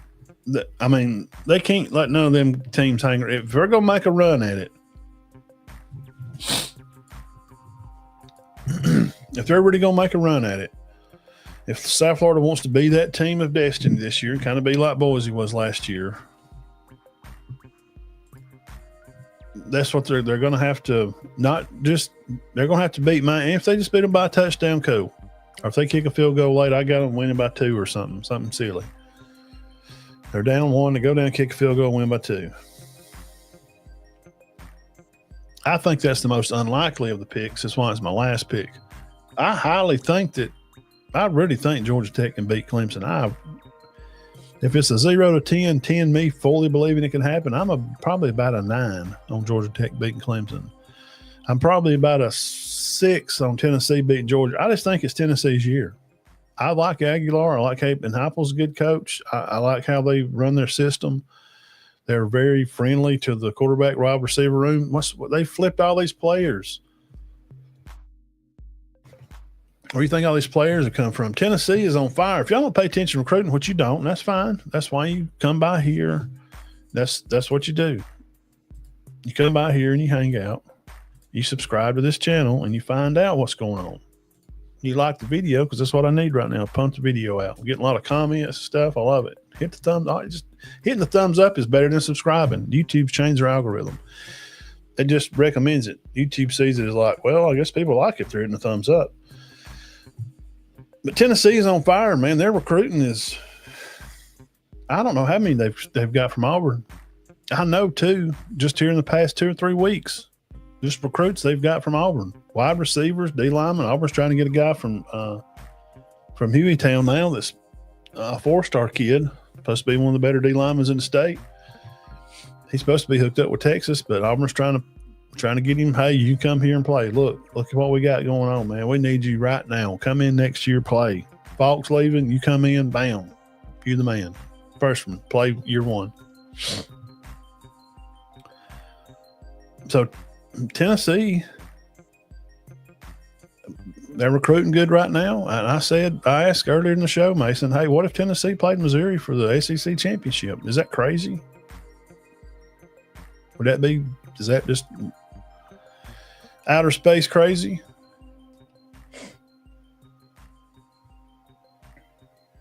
Now, South Florida beating Miami.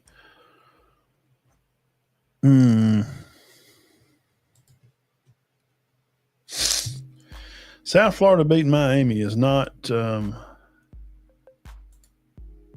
as it would be. I'd be split like 5 and 5 on the list.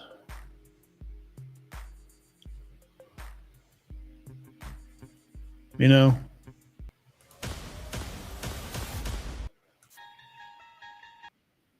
All right, that's enough of that. I think they have a good shot, though. This could be upset weekend. This is Big Talk Tuesday. That's when we come on here, 6 o'clock Tuesday nights. We've been on here for almost 2 hours talking. Man, I appreciate all you guys and gals hanging out with me. It's been fun. I see nothing in today's game surprising me, not beyond a possibility, but I'm just – he's hanging on for Saturday. He's a big Tennessee homer. I think they got a good shot, man. If South Florida beats Miami, would that make them no, I don't know, man. See, this is the thing. Look, your rankings here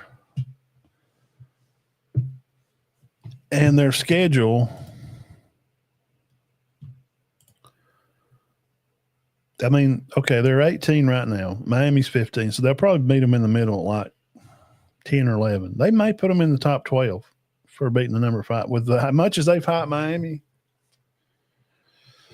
for as much as they've yacked about them this summer, and them beating the team last year that played for the title, you know, yeah, that's, you know. Now, here's the thing. Here's their schedule over here. See what I'm saying over here?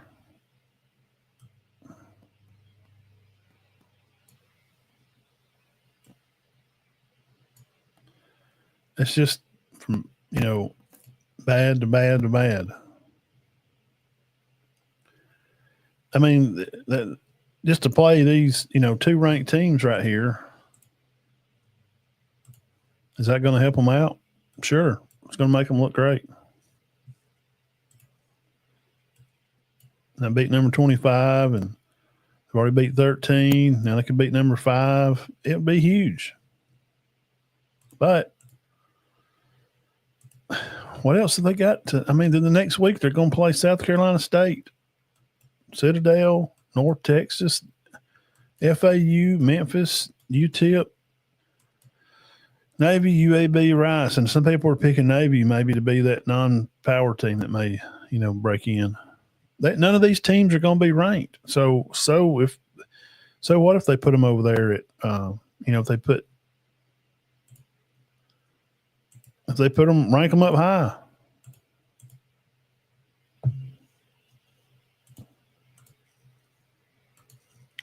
They don't have South Florida don't have enough meat. And then they'll have to hope that Florida and Miami, they need them to win out. If you're their only loss, that looks great, right? That looks great.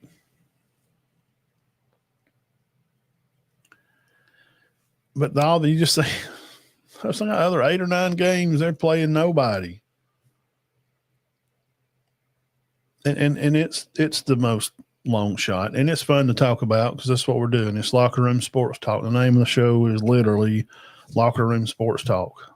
I mean, literally, that's look, we'll put it up here in the back. Bam, we're in the locker room. Locker Room Sports Talk. It's fun to talk about. Is there a chance? It's hard though to get a team, man, and they're riding high right now, and people are talking about them like we are right now. There's other people talking about South Florida, especially in Florida. I mean, even the Florida State people, you don't think the Gators are talking about it? They're talking about firing their coach. They were so mad in the game losing. They had a player spitting in a guy's face. They were so mad. Brett Kid, he apologized. He did. He come back and said, "Hey, my bad. I got a little wound up. Saves men with dudes here playing football. My bad. Sorry." Make sure you like and subscribe here on the video. Hit the old thumbs up over there. It's very easy to do.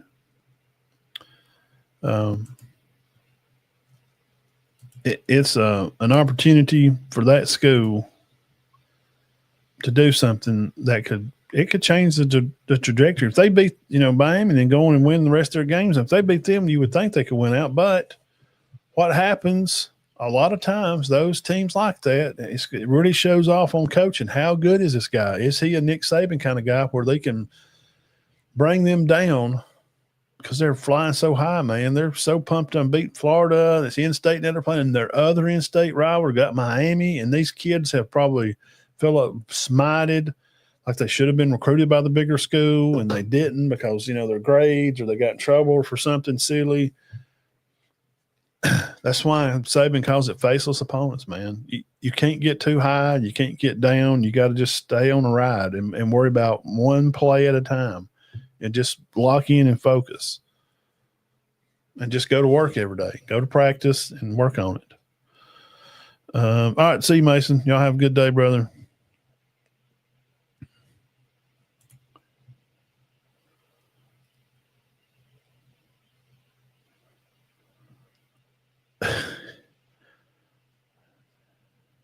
Galactically dumb and stupid. At which game? The South Florida, Miami. Yeah, I mean, I'm telling you, you just never know. You just don't know what's going to happen. I mean, now who picked? Ain't there none of y'all that anybody, and I didn't hear it. Don't start jacking and squawking. Nobody thought Florida State would beat Bama. But I got on that paper right there. I got laying in Florida because I threw it over there today because I said, I don't know nothing. I went on here Tuesday, the day before, the week before the game, during that week. And I thought, well, gosh, Bama will win by 4 touchdowns. I read that paper. I text Todd right after that show, and I said, Dean, I think Bama should win this game, but their whole offensive line, seniors. They've got hundreds of snaps, not together, but combined snaps from other teams, from Wake Forest to Ole Miss to Vanderbilt. And the guy they did keep one. You got a new coordinator, a new quarterback, new defense coordinator. Only brought back like 4 guys on defense. I think they literally have 5 players, 5 starters from that 10-loss team. 5 out of 22. 5 of them played on the rest of them portaled out, and a few seniors that started. Nobody picked that. So I'm saying that to say, if the coach can keep South Florida, if he can keep Brown, QB there, his head on a steady platter.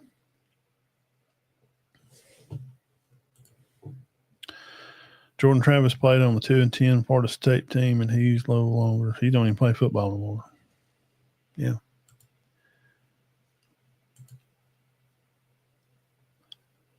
There's probably a good chance of.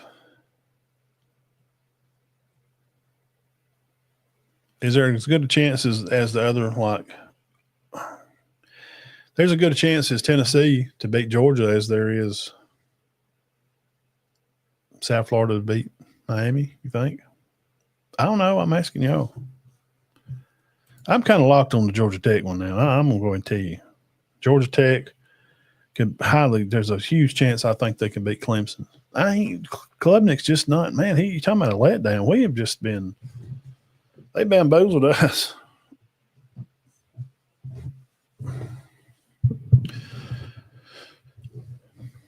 Power rankings and stuff, we put that on here to start the show out. It's just some teams who I thought had done, the best for Saturday. Not the season, not looking ahead, not looking behind. We just stop it right now. The way these teams have played, Bama should have scored 84. They had 2 touchdowns called back. One for the center actually pancaking the defensive lineman, terrible call. And then the other one was for offensive interference. The play the guy over the middle of the field had nothing to do with throwing a touchdown. It had nothing to even do with the play. Like he was going to go cover. And there was a guy over there. Florida State, that's what you're supposed to do to a team, bro. Tennessee, that's what you're supposed to do. That's how you play a cupcake. You eat the whole box. Like I said earlier, there ain't no crumbs in the box. You don't even know there's any cupcakes even in it. No cupcakes left. No icing on your fingers, none on your clothes. You're just perfect. No hanging around. No Georgia and Auburn letting them goof off and sacking your quarterback and this kind of crap, man. I'm just telling you that. Ohio State, Oregon took care of business. Penn State did too. Utah, Baylor.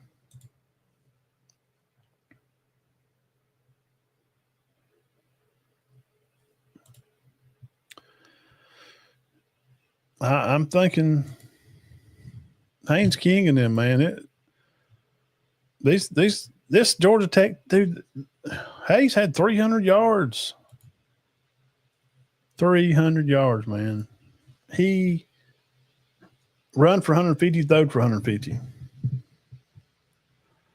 I don't know. I'm kind of high that I think there's a great chance for Georgia Tech to beat Clemson.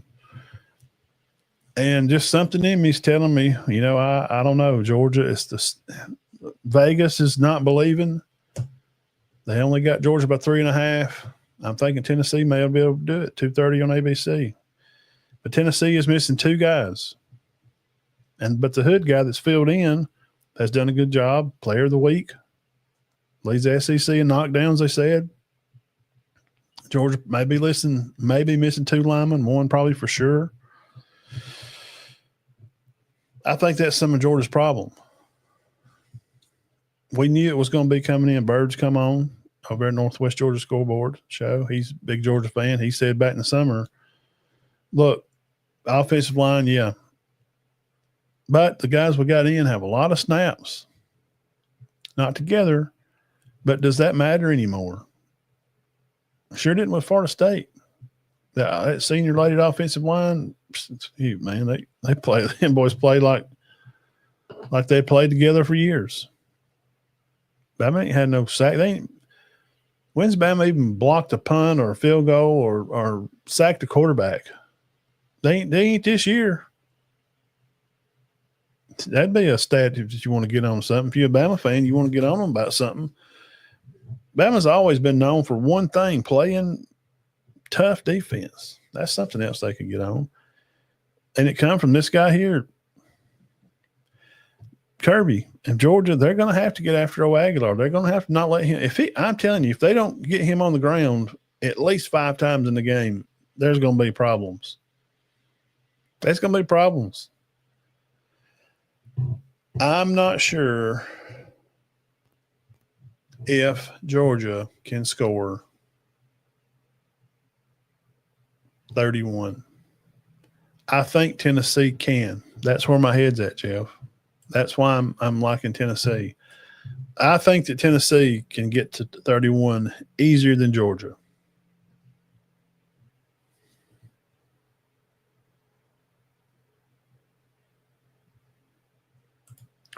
Yeah, last year they him hawing.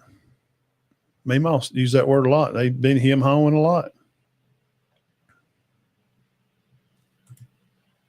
Yeah, I know, man. I don't know why. A lot of these kids don't buckle their helmets up tight. And I don't know if this Bama was rocking that head for them or don't be speaking in facts, Zach, because a lot of Alabama fans don't like hearing stuff.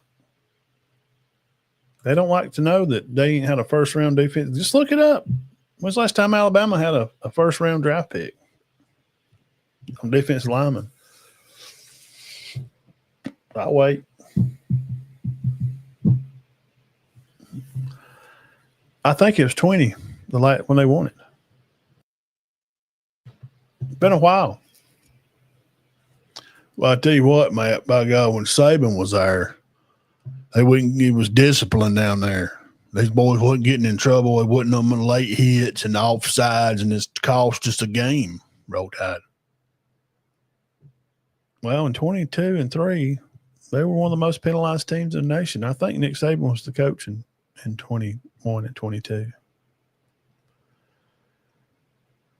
Do we remember when Bama went and played Tennessee? You remember how many flags they had in that game? I think it was about 16 or 17.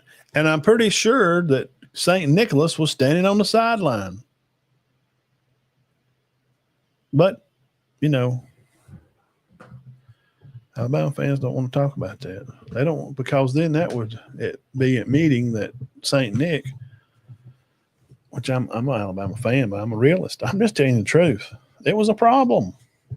He knew it was a problem. That's why he was ready to move on.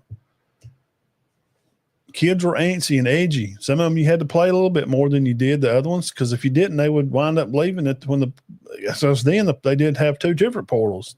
When Nick was still there, they've changed it now, where it's just spring and they're going to be a winner. Now they're going to close the one in spring. It's just going to be at the end of the season. They're going to have guys opportunity at the beginning of bowl season after conference play to be able to move. So Bama led the nation in penalties, bro. We had a lot of problems. They had a first-round pick off the D-line. It's been a while. That 5-star ain't got to wait. He don't get to practice against his buddy that's a 5-star. He don't have to wait. That's how they made each other better, because practice was freaking tough at Bama for years and years and years. Back in the day, it was hard. That's why they won so much, because practice was hard. You're practicing against some of the best guys in the nation. And way back in the day, like early 50s and 40s, Auburn was men's Methodist college. And then Polytech. Before it became Auburn, they wasn't going down there to play football, really. They ain't. In 57, they had a year where they went undefeated and they claimed that title. They was banned from postseason play because the coach paid two guys $500 a piece. It's easy history. They didn't even get to play in a postseason. They beat the crap out of Bama, and then Bear come the next year. So I'm just bringing all this to say they have always, put together these good defensive teams. It's what they're known for. And Bama just ain't really been known for it lately. But two, you can't play football that way no more. You cannot go out there and play Reuben Foster, Hightower, Rondo McClain. Them guys were, especially McClain. I mean, he pulled a gun. I know this is not alleged. I know a guy that was standing in the parking lot when it happened. He had an altercation with a person, and a gun was shown, and it got shot next to somebody's head. I'm just telling you. I didn't say who shot where, what. Just it's true. These guys were crazy. They were wild, man. These dudes. Reuben Foster said in practice at Bama, Reuben Foster. He would smoke a cigarette at practice to keep from killing his other teammates. He would be so angry. These linebackers play, they're a little loopy, man. You got to be you're looking to hit somebody. You're wanting something bad to happen. You want to be right in the middle of it. You want to cause it. Linebackers are crazy. You got to play a little out there, man. You can't be afraid. My son played that spot. His best buddy played next to him, and he was wild. He couldn't wait to crash somebody. But do you see Deontay Lawson? He's in the interviews after the game. He lost. Well, bro, he just don't. I don't know. I guess we'll find out. He don't seem the part. It's just different, man. It's just different.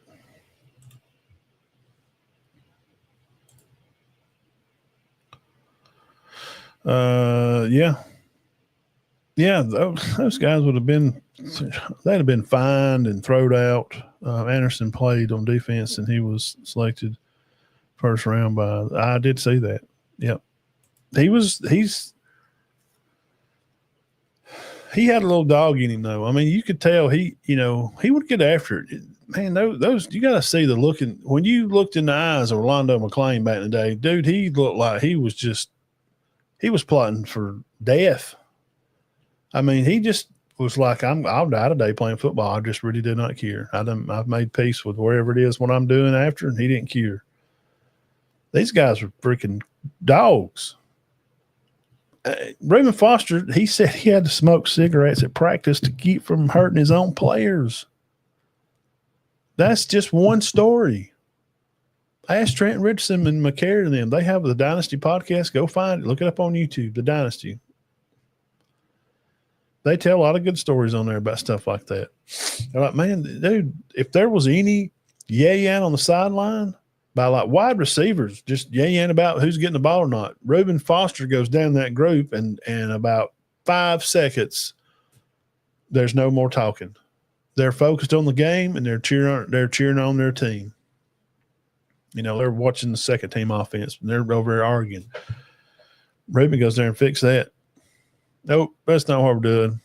I'll beat the brakes off everyone of you standing here right now, right here on the sideline. It'll happen. That's just the way it was. And they don't have players like that anymore. There's not a lot of guys out there around like that anymore. They've tried to feminize everything and demasculinize men, and it's just different now. I know, man. He was laughing when they lost against Florida. He was kind of had a key to him, like I just ain't never seen. I mean, Hightower and them didn't lose a lot of games, but Wasn't he there the year they lost Florida the first time when Tebow beat them? And they come back and beat them. Greg did. That team was on. They were on a mission. They just complete locked in on just death to everybody. Just straight up Darth Vader, just Death Star beam everybody. And maybe they can do that. So.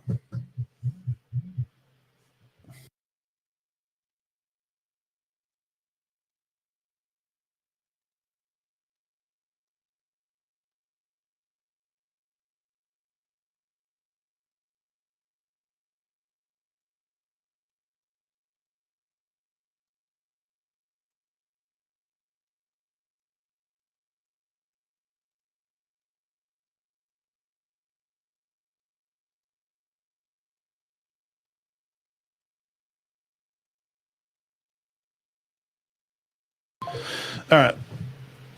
Yeah, all those groups, crazy defensive players, those days are kind of done and over. But Bama should cover by 20. Tennessee's beating Georgia. Georgia Tech's beating Clemson. And South Florida's going to take down Miami. All right, that's enough to say. Love you guys.